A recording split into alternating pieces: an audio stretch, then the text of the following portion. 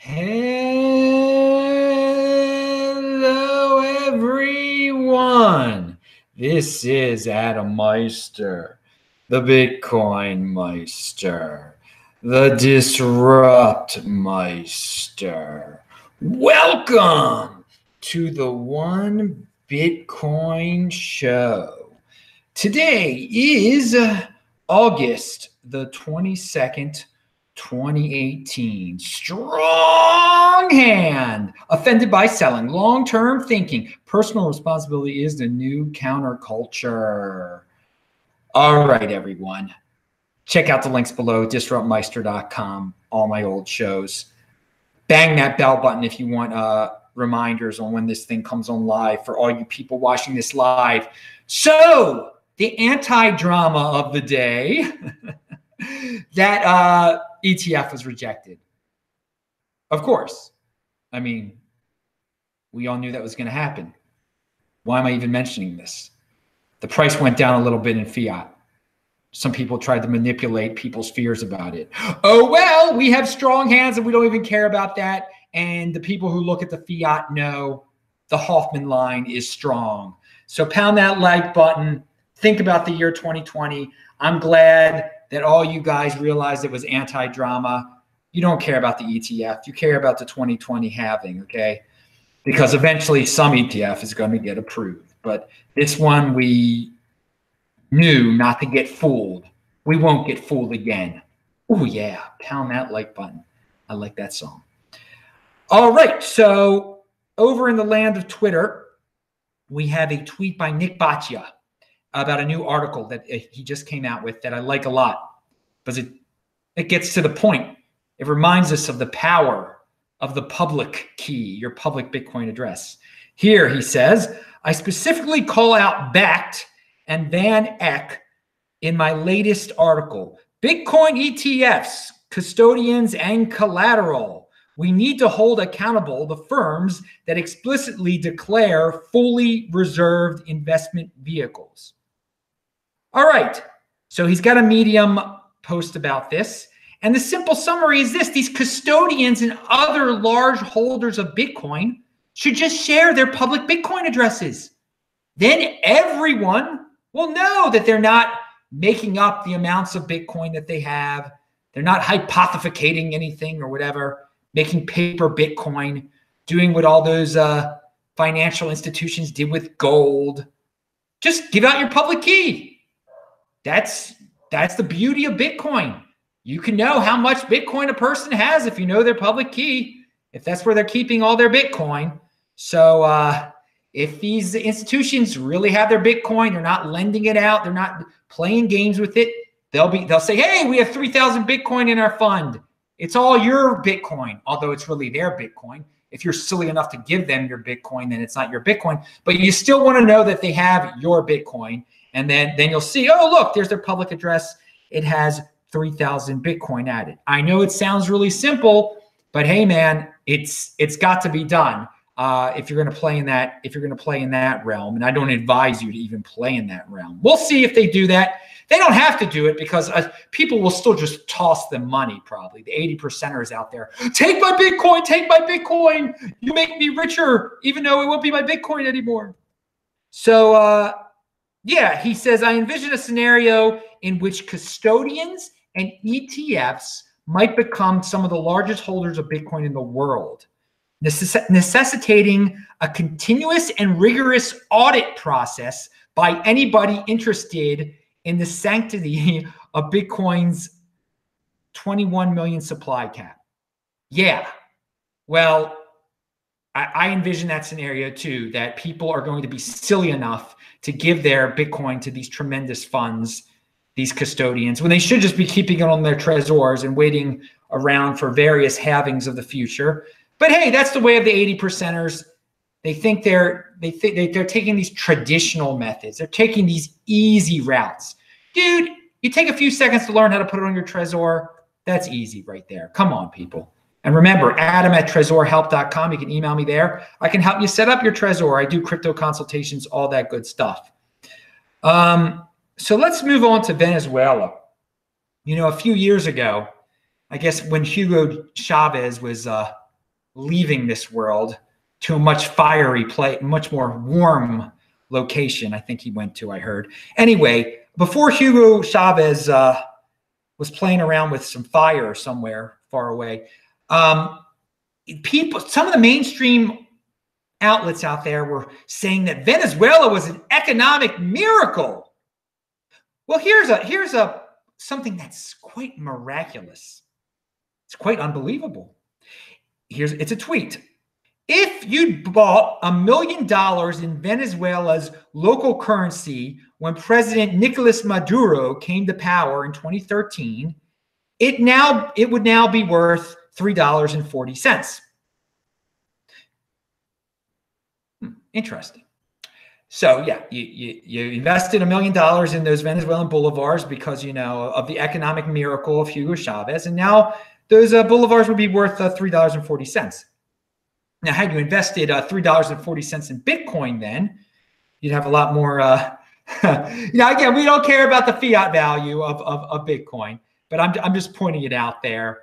No, why anyone? Now, of course, Venezuela is an extreme example of fiat devaluation. Why anyone would still want to be involved in government issued currency when they have the option to be part of Bitcoin, to be part of this revolution, to opt into Bitcoin?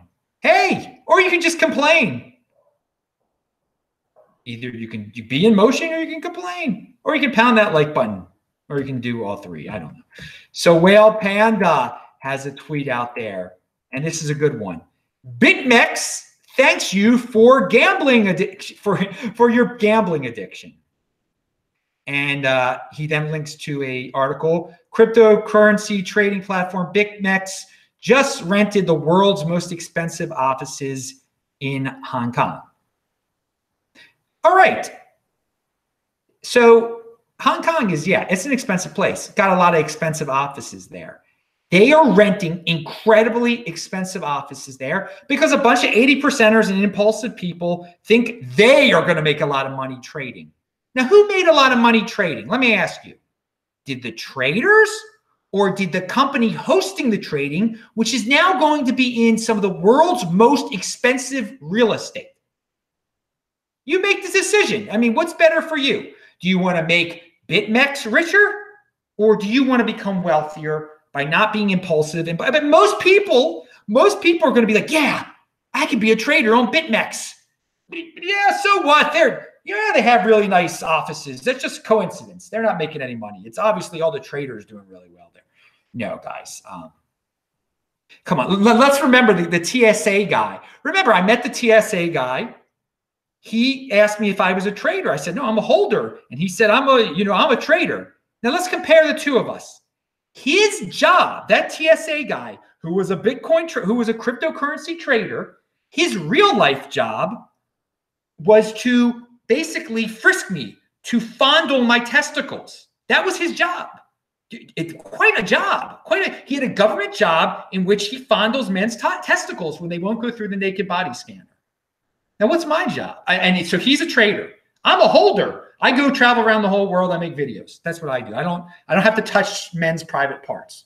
So, I mean, again, you can make your own decisions. What's the better path for you, holding or trading? Because if you end up trading, you're going to end up holding Adam Meister's testicles.